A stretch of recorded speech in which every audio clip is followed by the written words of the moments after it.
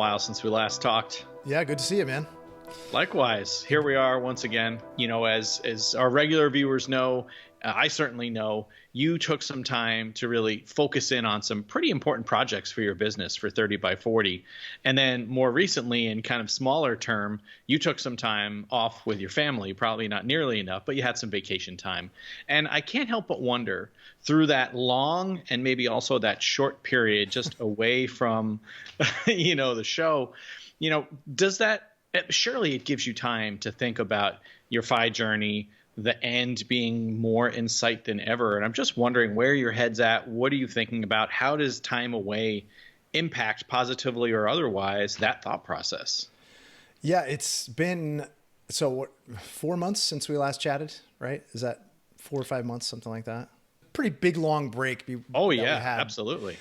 Which I really focused on changing the business pretty significantly. I had been chugging along, working by myself for many, many years, and I saw some kind of holes that needed plugging. And so I hired this agency and we did this pretty big project, which is now just kind of starting to come to light and starting to change the trajectory of things. So yeah, huge, massive changes in the business. And, just thinking about speaking with you on Two Sides of FI, I think a lot of people in the FIRE movement think a lot about how they can, reduce expenses, think about how they can save more.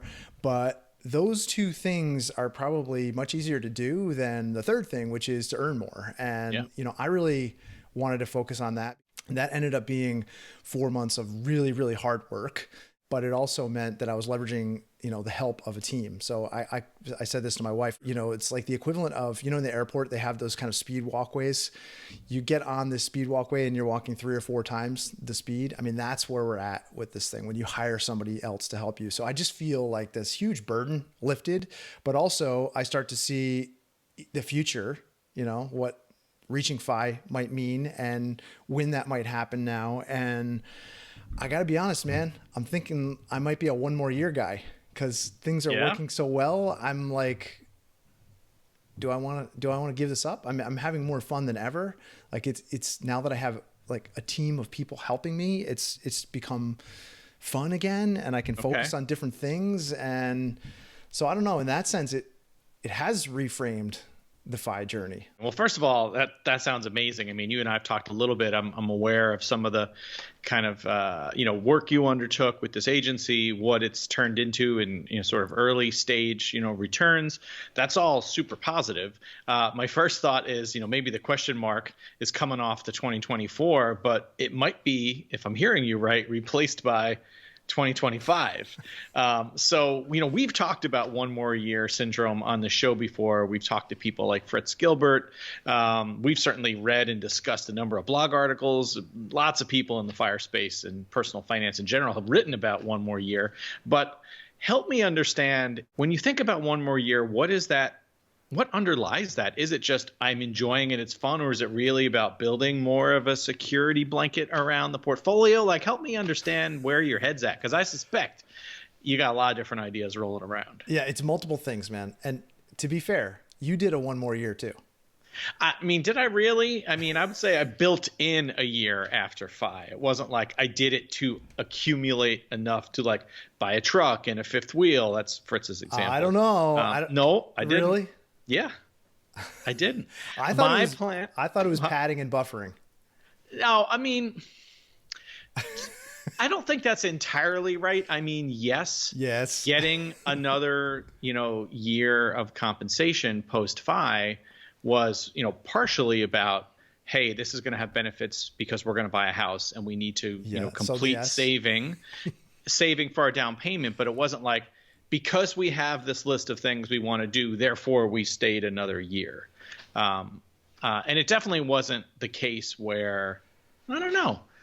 No, I guess I don't think of it that way. I wonder if I have some kind of blinders on about this, but I just, it's funny, when I gave that example, right? I remember reading that blog post from Fritz about like, okay, like here's the things I'm going to do. Yeah. And like building the cabin, buying the truck, getting the 5th wheel. Like, to me, like that's an awesome one more year plan. Like, part of me wonders like, oh, did I give myself enough time to think about that kind of stuff? Because here Lori and I are, just to take a little diversion here, talking about like, oh, do we want to buy a fifth wheel someday? And like, oh, now we have to model that and see what it looks like in terms of the portfolio.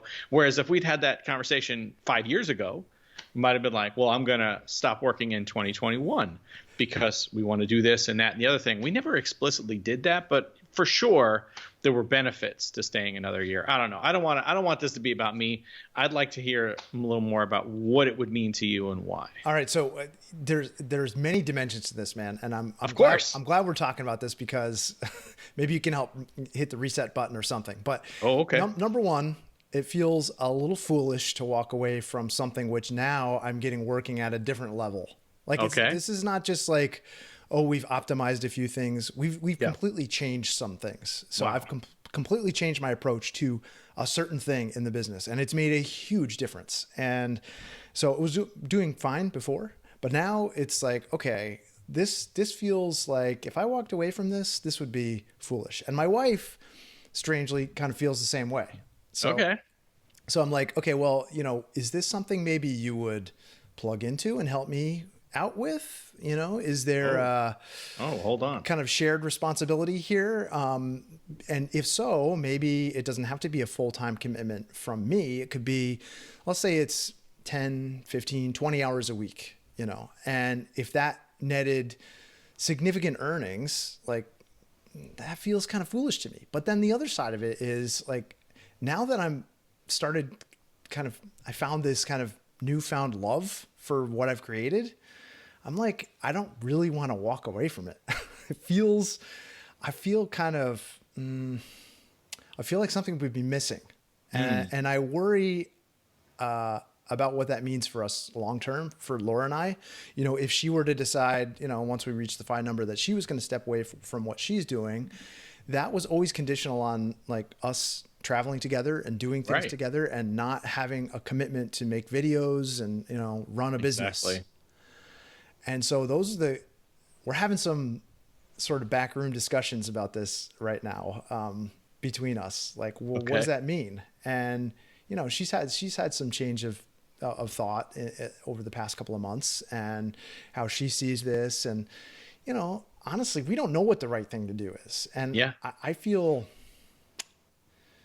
in some sense, when you don't like your job, when you don't like the thing you've created, you are marching toward a number, and that feels like a pretty strong goalpost, right? And, whether that includes a fifth wheel and a huge vacation budget or an additional house or whatever it is, you can kind of quantify those things. But when it includes stepping away from something that you're really starting to love and fall in love with again, it's a different beast. I don't know what to do about that. Do you have any advice for me? Well, I mean, my first reaction, and these are in no particular order, is something like, I don't think any of this is bad. Just to be totally clear, for somebody watching this wondering, like, they're like, no, he's so close. I mean, first of all, we all get to define what financial independence means because it's completely dependent upon how we want to live and lots of other things that we are knowable or unknowable, how long we're going to live, etc. But you get to decide what financial independence is. But of course, as you and I have talked about a lot, and we both love the idea of financial independence is about the freedom to decide what you want to do. So first of all, there's no wrong answer here unless you're not being true to yourself. That's the only thing I can think of that would be bad because you're buying freedom. So when you hit the number, check. You get to do whatever you want. But that's not true necessarily. I'm not done. I know, but I just want to hit that point because tell me. You have to find alignment with your spouse too. Because when Laura and I were initially talking about this, and I was like gung ho on that fire number, I was like, okay, we hit that, and we're done, right? And she's like, hey, wait a minute, I'm not sure. Okay. And I was like, really? And now we've kind of maybe flipped places a little bit. It's like, I hear what you're saying now. Yeah, and I'm definitely talking about the royal you, like the royal we. This is your family, you and Laura in particular, given that both your kids are in and soon will be both off to college. So this is really about the two of you making this decision. So just to be clear. The second idea I have is, kind of tossing something back at you that you definitely said to me several times, and that's, when is it enough, right? So being sure that the allure isn't primarily financial. Because I know you've done a lot of hard work to say this is what we need. I've built in buffers I'm comfortable with, and cushioning and sinking funds, or whatever tools you're going to use.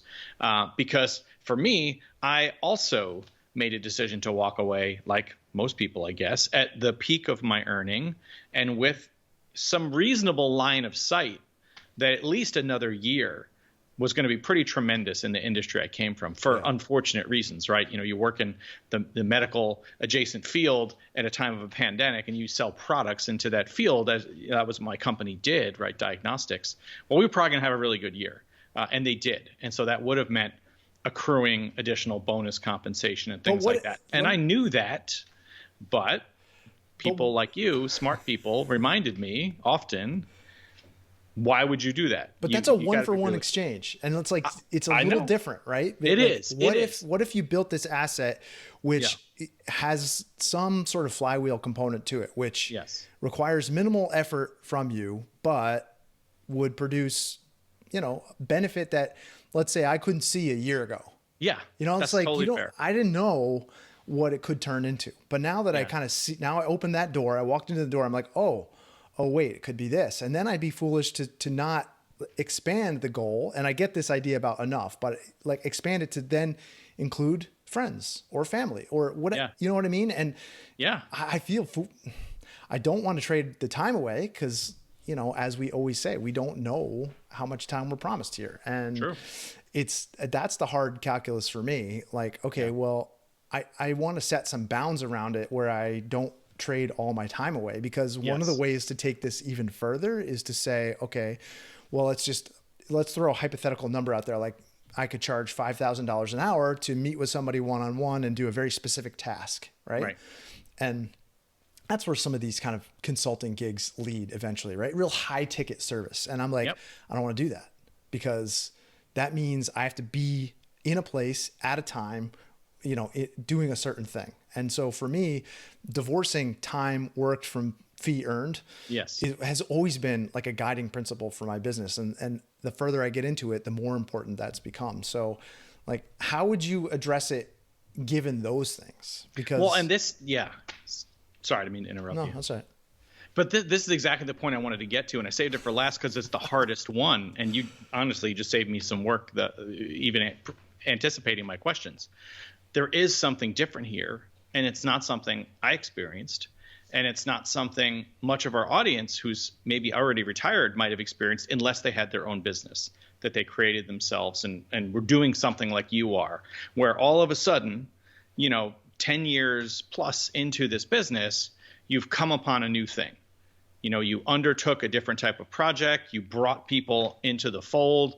You're seeing what sound like very positive returns, and I'm hearing renewed excitement. And it's got me with a whole list of other questions, right? Because to me, that's really motivating to see somebody like you, especially having gone through some, ups and downs recently with the business, to, and watch you question whether this move was right, and tried to, when asked, give guidance that I thought was reasonable, and ask good questions so that you could come to conclusions yourself. But now seeing you say these things, it's like, okay, well, maybe he's right. I wouldn't have anticipated that at the start of the conversation, but to see you react like that clearly means there's something underneath it. And so I think just a high level response, if you can put the right boundaries around it, and it's something that you're aligned with Laura on, and you put kind of clear thoughts in place that, if it's not like this, well, then we absolutely have permission, if not sort of responsibility, to cut this off or change path or what have you. I mean, it's like anything in a relationship, right? If you're being wholly open and honest, and from my experience, y'all are more than most people are in my life. Yeah. Who could fault that? And that would be an amazing outcome. But yes, of course, you have to be honest about what are you trading off. Are you traveling? Are you traveling just a bit less? And you find a way to balance this. And like you say, it's less effort. Maybe you bring some additional people into it, and it spreads the load out. Whatever it means. I don't know if it's surprising to you, but I'm not against this idea.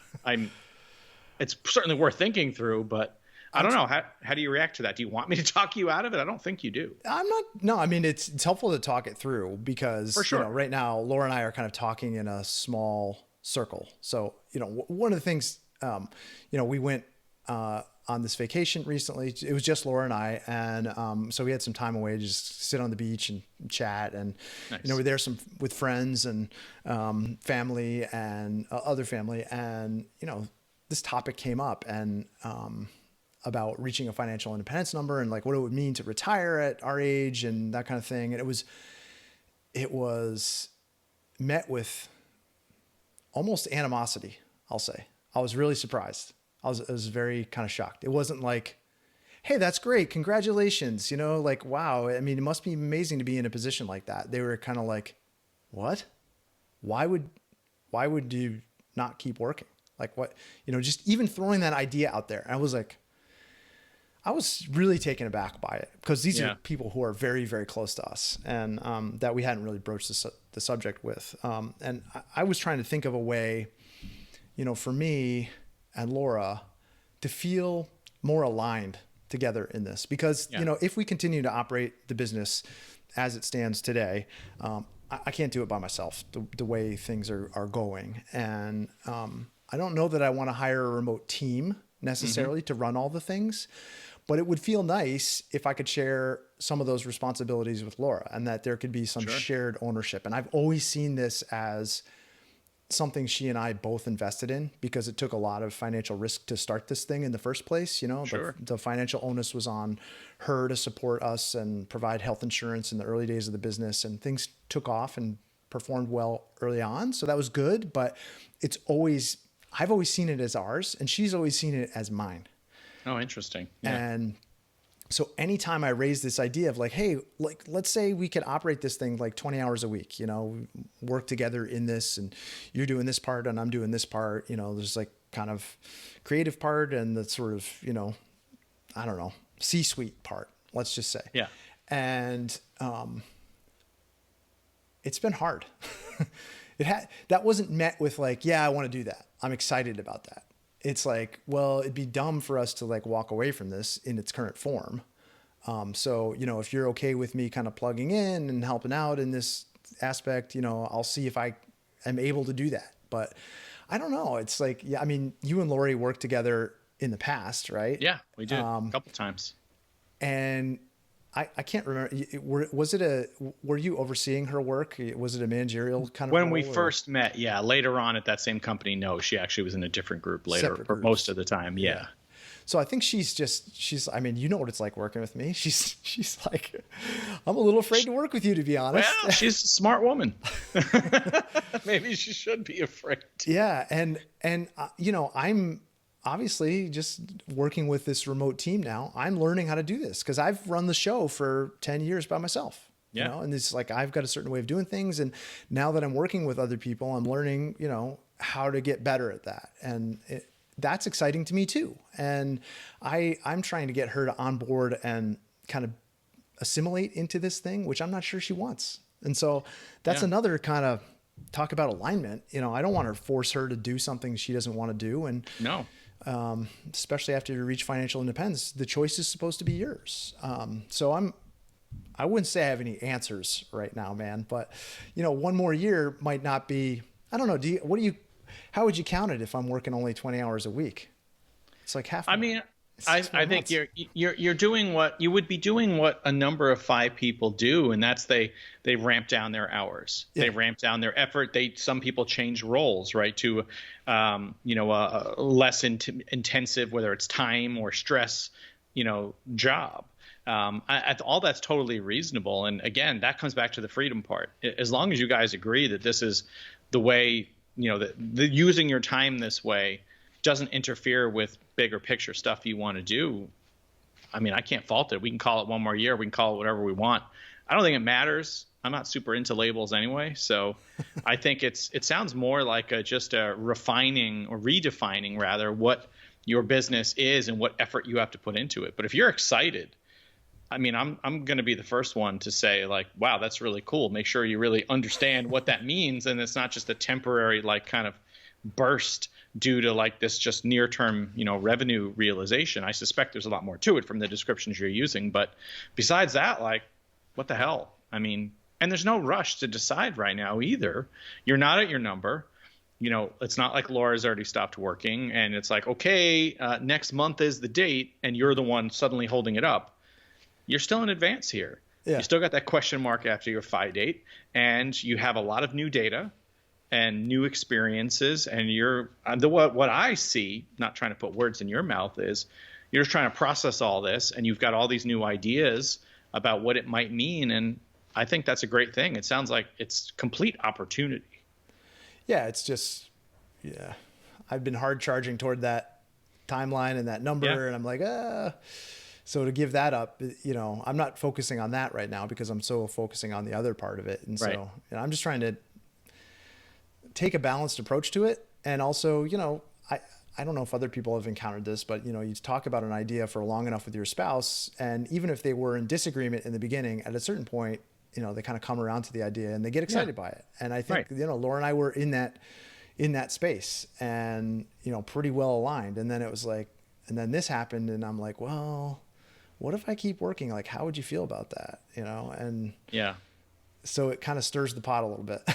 Well, for sure. And I suspect, maybe her initial response, and maybe this is just me projecting, but it would be something like, well, for how long? Are you talking about like a year? Oh yeah.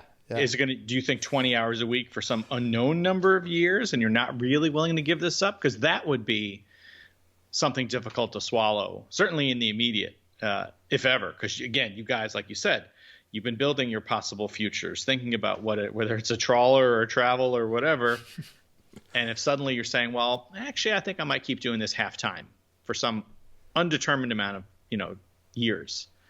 Well, I would naturally expect some concern, trepidation, question, for sure. But I can't answer it, man. I don't know. How do people answer it? Because I don't think it's just about, piling up enough. I don't think it's just about that. But honestly, I've always said that, like, I do feel like, money is a proxy for the value you create in the world. And I truly believe that. You were recently on Doc G's podcast, and you guys were talking at the very end about goal setting and the evil of goal setting and things like that. And that was curious to me because I really felt very differently about, the ability to set goals and what goals allow you to do. And I don't know, maybe you could talk about your idea, because you seemed in alignment with him that, having a goal is not really better than just working through the process to get to that goal. I think, and I don't want to put words in his mouth either, because he's clearly thought about that topic way more than I have. Yeah. And maybe I need to go re-listen to that. But I think there are such a thing as toxic goals, right? That they're not productive, and that, setting yourself up in a way such that if you don't completely succeed, you fail.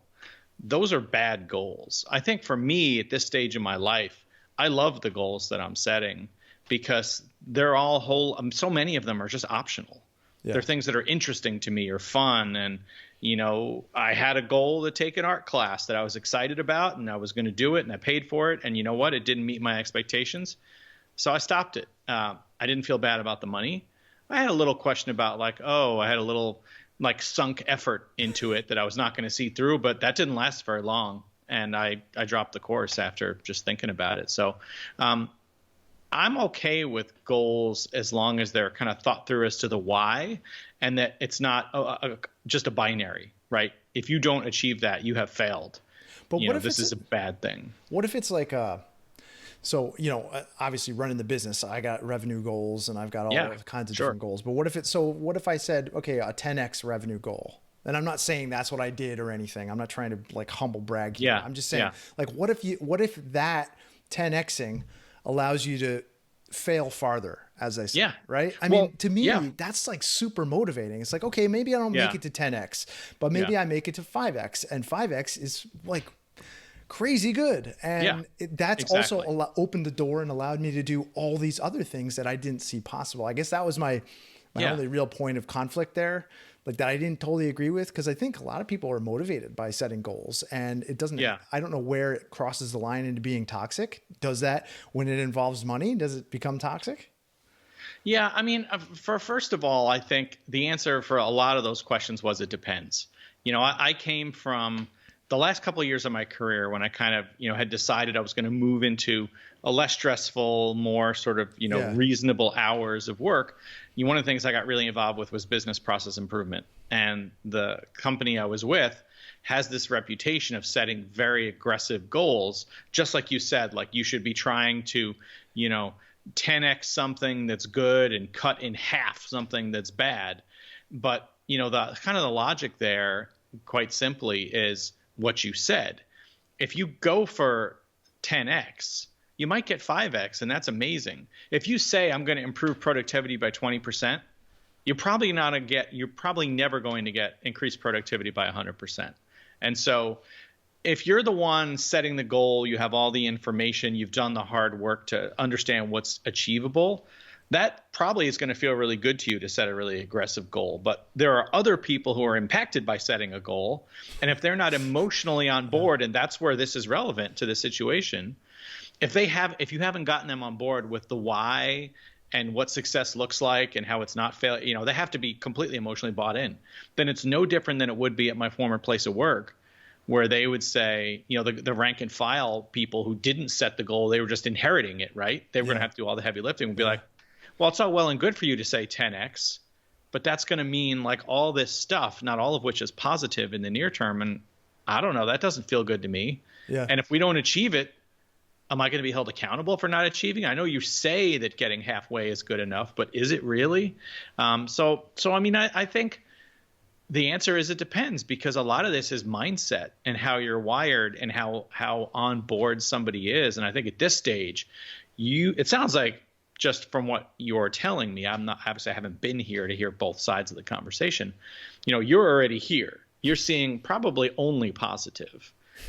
And Laura's probably just raising more questions because she's not between your ears. Totally. Yeah. In your gray matter, right? Like you are. And you probably thought about this a pretty big multiple over the amount of minutes you've spent talking about it together. Yeah, for sure. Because that's how humans work.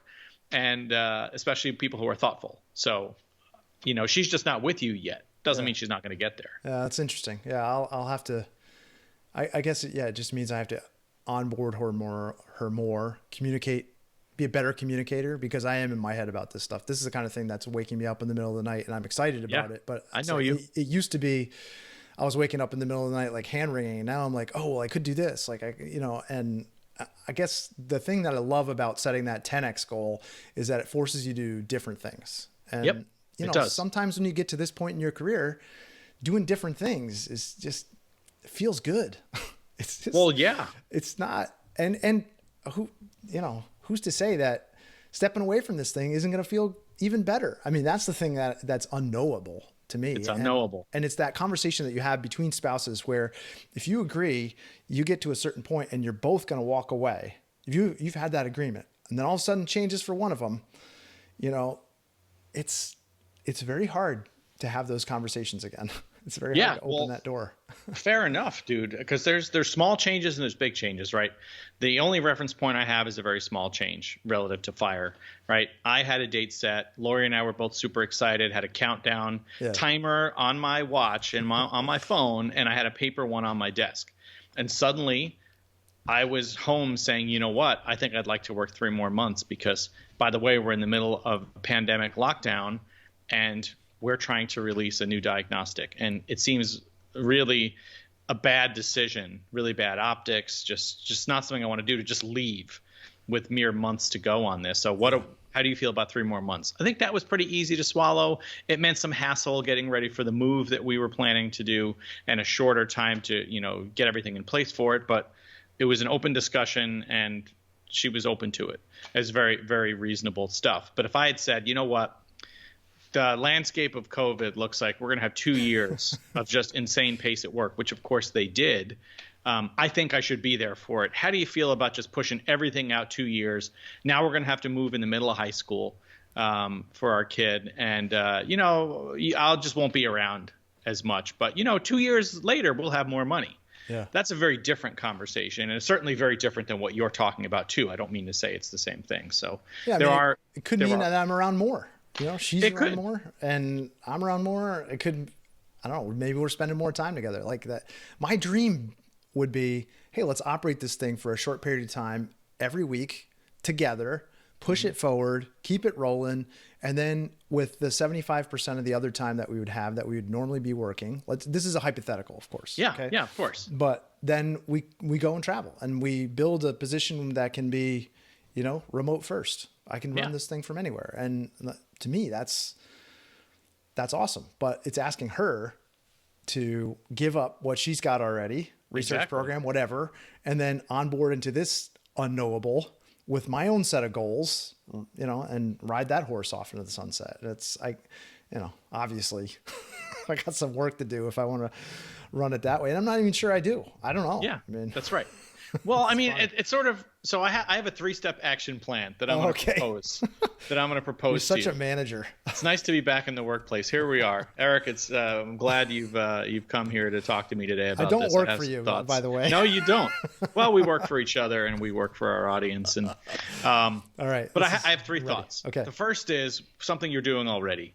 You need to fully think through this line of thought and just really process what it means and what are your most important sort of outcomes, coming out the other side of that process. The second thing is you need to, assuming you don't have a sea change in thought overnight, you need to continue to talk with Laura and understand how she's reacting to this, kind of put into, as many different ways as you need to, your thoughts into words that help her understand your motivation and why you feel this is the right path and how you'd like her to be a part of it. And number 3, I think you need to give equal weight as you do with number 2 to the idea that maybe there's another way to do this. Mm-hmm. Maybe there are other people to involve or a different mode of operation. If indeed she doesn't want to do it, or at least not to the same degree you want her to, because maybe there's a way to have both. Yeah. And maybe it's not at all a problem that you continue in this way, like you just said with your hypothetical, 75% time doing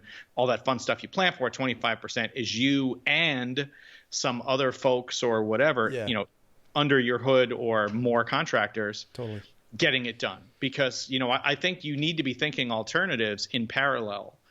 Because that second option, with Laura helping, may not prove to be the one that is the path forward for success. Yeah, it's funny you say that because as part of this,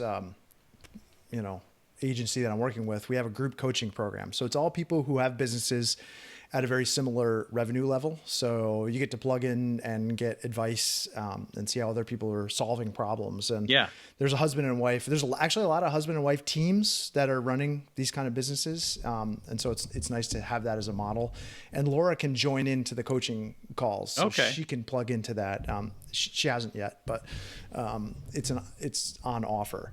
And one of the husband and wife teams kind of came up with an org chart where they assigned all of the roles in the business in a current status, a sort of 5-year status, like for the next 5 years moving forward, and then a dream status. Like if we had the dream business, like this is what it would look like. And they've slowly been trying to move toward the dream model, which is keeping, and this kind of fits in with what, Jordan Doc G said on our podcast a while back, pruning out all of the sort of negative things in the business, the things that you don't like doing. And there is a way to do it. And it's nice having this kind of group of people and, hearing advice from you saying, hey, maybe you haven't thought about that ideal scenario enough and found a way to make that work. Because in this day and age, you probably can outsource most of the tasks that you do with the kind of business that you've created. And so that's pretty appealing to me. And I'll definitely take your advice to heart. I appreciate it and continue the conversation with Laura. Excellent. Maybe. If we're in agreement, obviously I'm happy. That makes me feel good. I brought some modicum of value to the conversation. Above all, I just want to be super clear. I'm reacting to things in real time here. We haven't had a lot of talks about this, but anyone listening to this conversation should take away from this that I'm not against this idea. I'm of 2 minds on this, right? One part of me wants to see you guys so desperately over the line to FI and living whatever your dream life looks like. But another part of me says, well, there's not only one dream. And how do you honor this thing you're really excited about for whatever period of time may make sense for you guys in a way that still fits with that first part, with those goals you have for each other. And I hope there is a way, because if you remain this motivated and excited by it, I can see where it would be very hard to set it aside 100%. So obviously success for me is you can do it all. I want to see you traveling. We want to travel with you guys, at least part of the time. So yeah, we do too. I mean, we want to get you there, whatever there looks like. It always, yeah, I appreciate that, man. And, I share those same things, which is why we're having this conversation, and I don't have it all sorted out, but I've always thought about what it means to be successful for me. And, it's three things: it's freedom, purpose, and relationships. And there's got to be a balance between all of those things. And what I'm finding, and you've talked about this, stepping in to retirement, early retirement, the purpose piece is super important to me. Like if this business evaporates, a lot of the purpose goes away, and I'm worried about that. And I think that's a natural thing for anyone reaching retirement. We just talked with our friend Eric about this, and he had a very similar thing. He's like, I don't know what I'm doing right now. I'm like doing tomatoes, and I'm fixing my pool, and I'm taking my kids back and forth, but it's not a lot of purpose in there. And so that's a concern for me.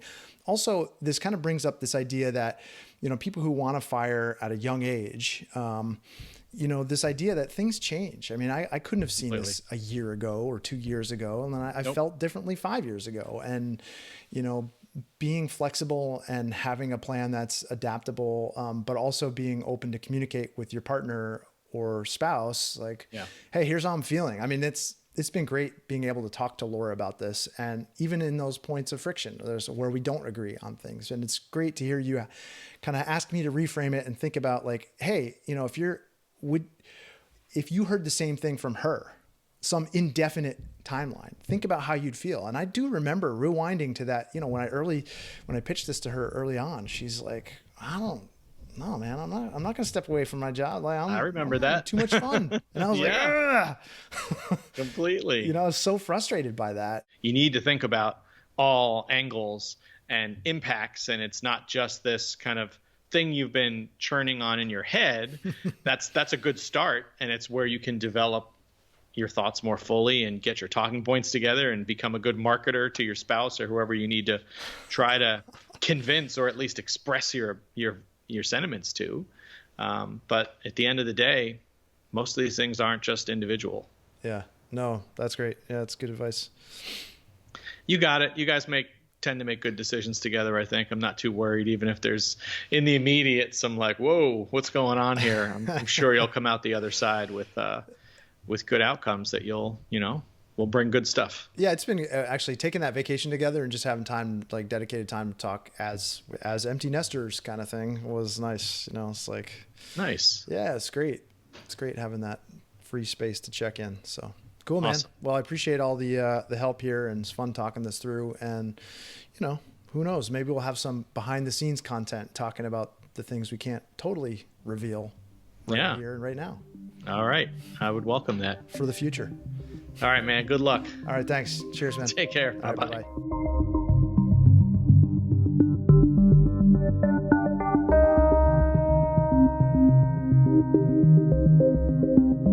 Bye-bye.